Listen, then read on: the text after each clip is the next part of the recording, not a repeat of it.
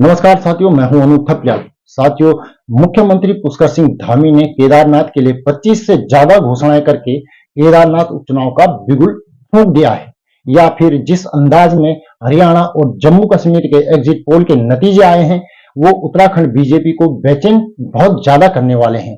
हरियाणा के नतीजों से उत्तराखंड बीजेपी की बेचैनी बढ़ने का कारण जानने से पहले, अगर आपने अभी तक हमारे चैनल को सब्सक्राइब नहीं किया है तो आप सबसे आग्रह है कि सबसे पहले आप चैनल को सब्सक्राइब जरूर कर लें। साथ ही साथ नीचे दिए गए नंबर पर या फिर क्यूआर कोड के माध्यम से हमारा सहयोग भी आप जरूर करें। तो साथियों, बद्रीनाथ और मंगलौर में बीजेपी बहुत ज्यादा ओवर कॉन्फिडेंस का शिकार हुई थी और यही वजह है कि कहां तो राजेंद्र भंडारी जैसे कद्दावर नेता को बद्रीनाथ में उतारकर बीजेपी निश्चिंत थी कि वह हर हाल में बड़े अंतर से बद्रीनाथ का उपचुनाव जीत लेगी।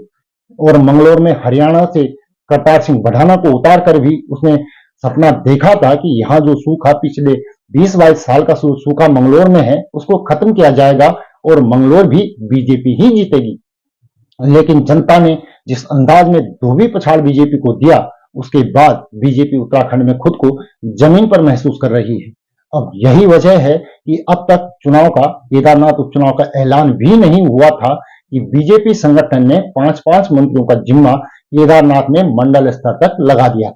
यह अलग बात है कि जिस तरीके से सदस्यता अभियान चला और शुरुआती तौर पर केदारनाथ में बहुत अच्छा रिस्पांस बीजेपी के लिए नहीं आया, उसने भी मुख्यमंत्री को और प्रदेश अध्यक्ष महेंद्र भट्ट को बेचैन जरूर किया था।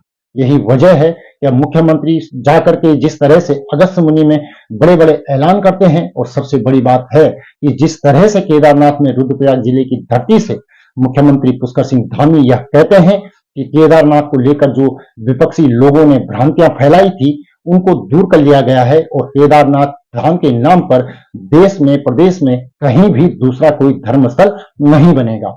इसके अलावा उन्होंने जिस तरीके से कहा कि केदार ब्रांड के जरिए जो केदारनाथ क्षेत्र की, अगस्त मुनि क्षेत्र की या फिर रुद्रप्रयाग जिले की जो महिलाएं जिस तरह से स्वयं सहायता समूह चला रही हैं, उनको भी और भी स्वावलंबी किया जाएगा।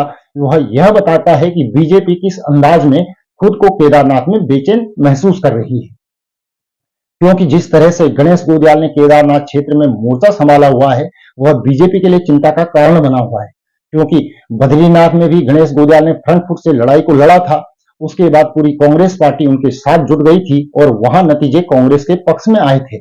और यही वजह है कि बीजेपी हो चाहे कांग्रेस हो, केदारनाथ का उपचुनाव दोनों ही दलों के लिए, सत्ताधारी दल के लिए भी और विपक्षी दल के लिए भी करो या मरो की स्थिति वाला चुनाव है। अगर बीजेपी केदारनाथ को जीत लेगी तो सीधे तौर पर यह मैसेज देगी कि बद्रीनाथ और मंगलौर के नतीजे चाहे जो भी रहे हों, लेकिन बीजेपी ने वापसी कर ली है। और बद्रीनाथ कांग्रेस की सीट तो थी ही, मंगलौर बीएसपी की सीट थी, लेकिन केदारनाथ उसकी अपनी सीट थी और वह सीट उसने बचा भी ली है।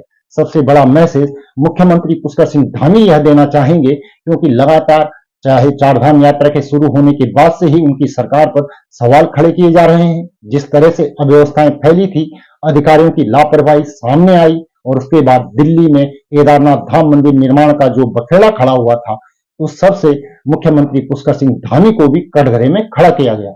लेकिन इसीलिए किसी भी कीमत पर धामी केदारनाथ का चुनाव जीतना ही चाहते हैं। किसी भी कीमत पर केदारनाथ का चुनाव वह हारना नहीं चाहेंगे। ऐसे समय में जब एक तरफ अंकिता भंडारी का मामला जोर पकड़ जाता है, भू कानून का मामला जोर पकड़ जाता है, मूल निवास का मामला जोर पकड़ जाता है, लॉ एंड ऑर्डर के मोर्चे पर तो त्रिवेंद्र सिंह रावत से लेकर बीजेपी के नेता ही अपनी ही प्रदेश सरकार और पुलिस को कटघरे में खड़ा कर रहे हैं, तब केदारनाथ चुनाव को जीतना किसी भी कीमत पर मुख्यमंत्री पुष्कर सिंह धामी के लिए बहुत ज्यादा जरूरी है। इस लिहाज से मुख्यमंत्री ने अपने तरीके से अगस्त मुनि पहुंचकर, रुद्रप्रयाग जिले में पहुंचकर केदारनाथ उपचुनाव का बिगुल फूंक दिया है और वहां मंत्रियों को, संगठन के नेताओं को झोंक दिया है। तो दूसरी तरफ गणेश गोदियाल मोर्चा लगातार पहाड़ पर संभाले हुए हैं।